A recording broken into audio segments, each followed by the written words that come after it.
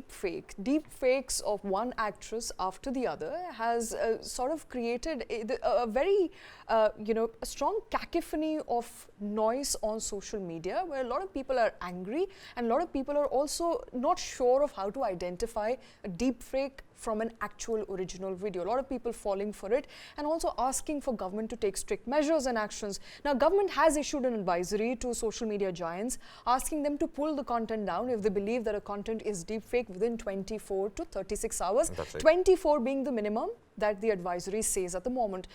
Meta, which is one of the biggest platforms hosting both Facebook and Instagram, has also now issued an advisory for all of its, all the countries that it operates in, but specifically for India as well. So, Shweta, I think it's a little too little, and I'm not sure if that is really going to.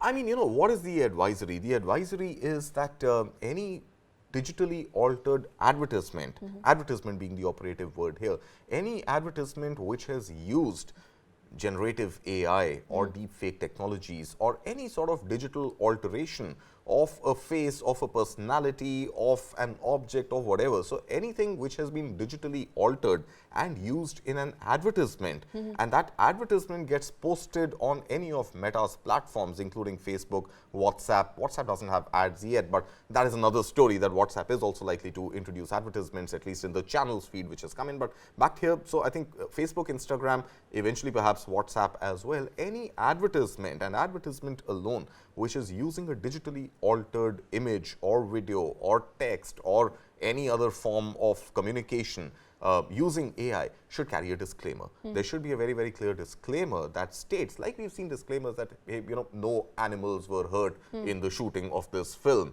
or we've seen smoking is injurious to health. So I think so basically tell your audience using a disclaimer that the images used or the video used or the voice used or the music used or whatever used in this particular advertisement has been digitally altered using an AI-driven technology, which may be deepfake, maybe any other Gen AI tool out there. So I think it doesn't solve the problem of deepfakes, user-generated deepfakes, celebrity faces, celebrity bodies, celebrity voices, or other influential people, celebrities or not, being used in user-generated content, not advertisement content being put out there on social media. And like we discussed earlier as well, Shweta, even a 24 to 36 hour window is fairly long. Virality happens in a matter of seconds. The amount of data that is being generated by users posted on social media, I mean, these are floodgates that are open and have been open for the longest time. There's very little you can do manually to prevent the water to flow, out of these floodgates. And that is going to require another set of tools, technology to be implemented, which is able to discern very, very accurately what is fake and what is real very quickly. And even if there is this iota of doubt within that technology that this could be a fake video, its reach should be contained. And perhaps then stage 2 could be some sort of a manual intervention using an expert, depending on what the filters sort of guard against, and a domain matter expert who is able to then discern whether it's a real or a fake piece of content should kick in. But I think a lot more needs to be done technologically and at the user generated end to contain the spread of deepfake or any other tool-generated misinformation.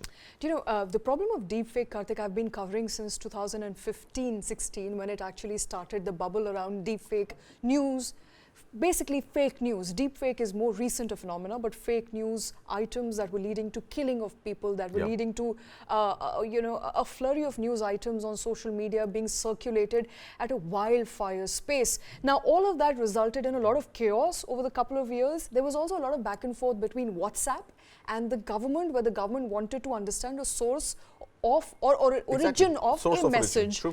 Which WhatsApp said cannot happen. Then there was a legal challenge and WhatsApp was dragged to court. Eventually, we don't know what came out of court, but we do know that platforms have to be held accountable every time there is a piece of item that they host which is not true. So platform accountability, has it really started kicking in your opinion? So That is exactly, Shweta, what the government of India also demands. It says that at the end of the day, an intermediary or a platform cannot absolve itself of all its responsibilities by just stating that the content out there is user generated.